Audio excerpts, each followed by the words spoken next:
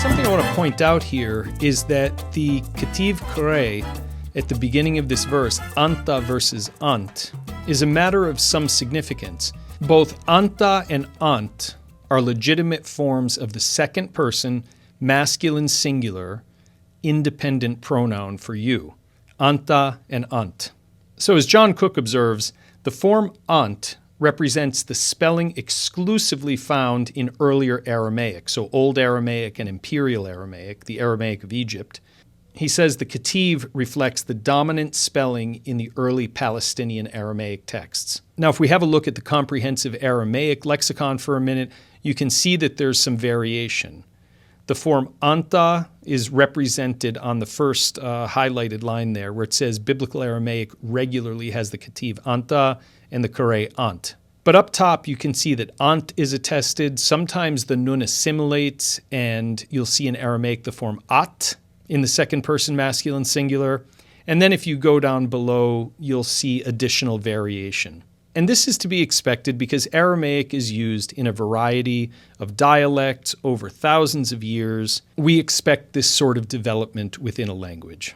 So anta, the Ketiv, and ant, the Kore.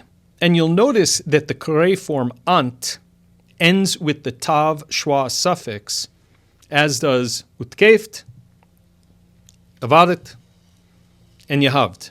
But what's fascinating is that the ah sound at the end of anta, the Ketiv, parallels the vocalization for other forms of the second masculine singular suffix conjugation G-stem verbs, which we see, for instance, in Daniel 5:22 with the form yadata. So let's first read Daniel 5:22 in Aramaic.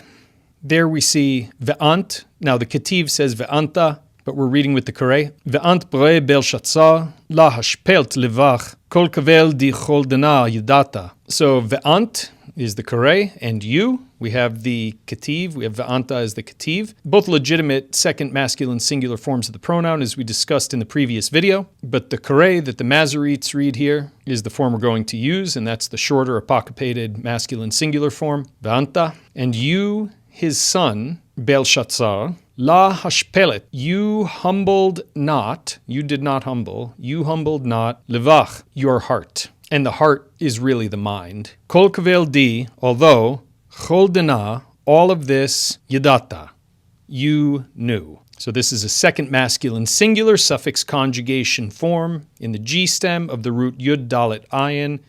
And here, unlike most of the other forms that we've seen, the suffix is ta as opposed to just a tav. You may recall that yahavt in 223 just ends with a tav with the shva underneath. The same thing is true in Daniel 4:32 with avadet, and then ravait and utkeft. Neither of those end with the final a vowel. But here in Daniel 5:22, we see this variation, and this variation reflects the Kore and the Ketiv forms. One without the final vowel, one with the final vowel. And so in Biblical Aramaic, we're going to see a final tav without a vowel and tav kamatz. So in Biblical Aramaic, sometimes we're just going to see that final tav with a schwa or without.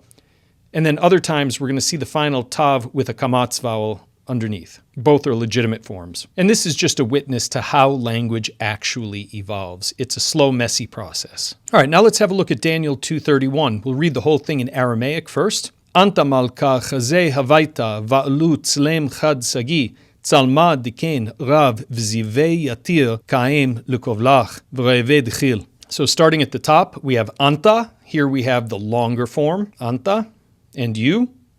Malka, this is the determined form of the word for king. The absolute form is melech, just like in Biblical Hebrew. But here we have the determined form with the final kamatz aleph. So, and you, O king, chazeh havaita.